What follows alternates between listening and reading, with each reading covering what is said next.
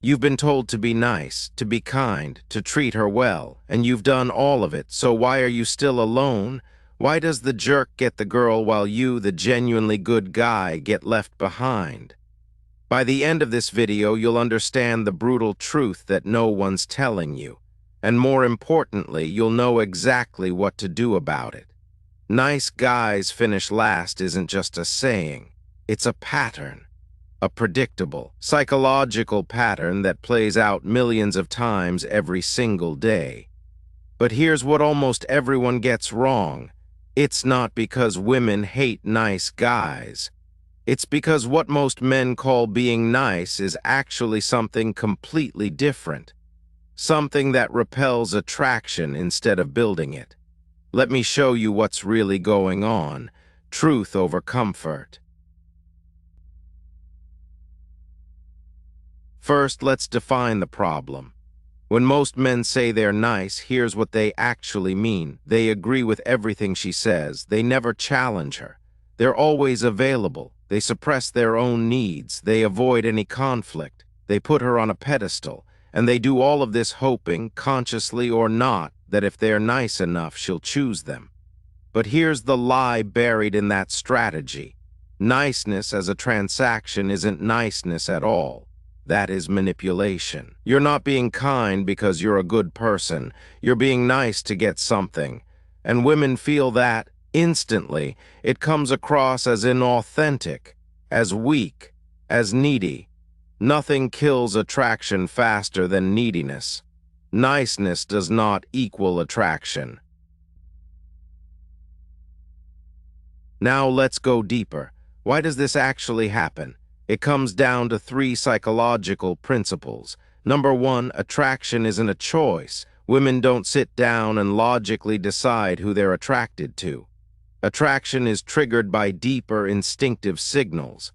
Confidence, strength, leadership, self-respect. When you're overly nice and accommodating, you send the opposite signal. You're communicating, I don't value myself, please value me. Number 2, scarcity creates value. When you're always available, always agreeable, always putting her first, you become predictable. And predictable means low value. What do we value? Things that are rare, things we have to work for, things that have standards. Infinite availability equals 0 value.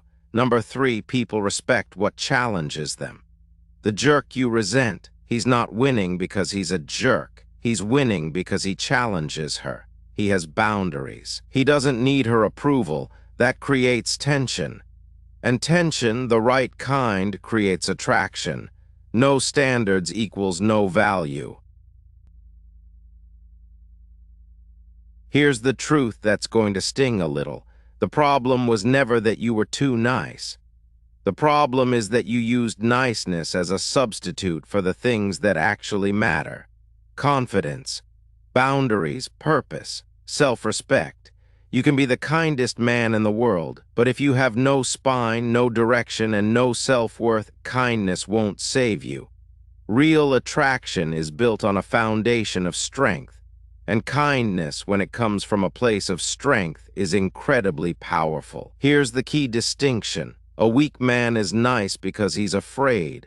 Afraid of rejection, afraid of conflict, afraid of losing her. A strong man is kind because he chooses to be. Not out of fear, but out of character. The difference is everything. When you're kind from a place of strength, you don't need her validation. You're not performing, you're not transacting. You're simply being a high-value man who treats people well because that's who you are. And that is magnetic. Kind from strength, not fear. Enough theory, let's talk about what you actually do. 5 steps to transform from nice guy to high-value man. Step 1, develop your own life. Stop making her the center of your world. Build a life so full with goals, hobbies, friendships, purpose that you don't need a relationship to feel complete. When you have a mission, you stop chasing, and that changes everything. Step 2, set boundaries. Start saying no. Start disagreeing when you disagree. Start expressing your actual opinions even when it creates tension. Boundaries aren't walls. They are signals. Boundaries signal self-respect, and people treat you according to the signals you send. Step 3. Stop seeking approval. Catch yourself when you're people-pleasing. Ask yourself, am I doing this because I want to or because I'm afraid? Act from desire, not fear. Step 4. Get comfortable with tension. Nice guys avoid conflict at all costs. That is the problem. Start holding your position when challenged. Say no and let the discomfort exist without apologizing for it. Discomfort is not danger. It just feels that way. The ability to hold tension is the ability to hold respect. Step 5. Build real confidence. Real confidence isn't loud. It doesn't announce itself. It comes from evidence, from doing hard things and surviving them, from keeping promises to yourself. Every time you hold a boundary, you build it. Every time you say no when you mean no, you build it. Every time you choose truth over comfort, you build it. Real confidence comes from evidence, not performance. The fix isn't to become cruel, it's to become strong. To be kind from a place of power, not fear. Build your life. Set your boundaries. Stop seeking approval. Embrace tension. Build real confidence. That's how you stop finishing last. That's how you start winning. Truth over comfort. If this hit home, subscribe.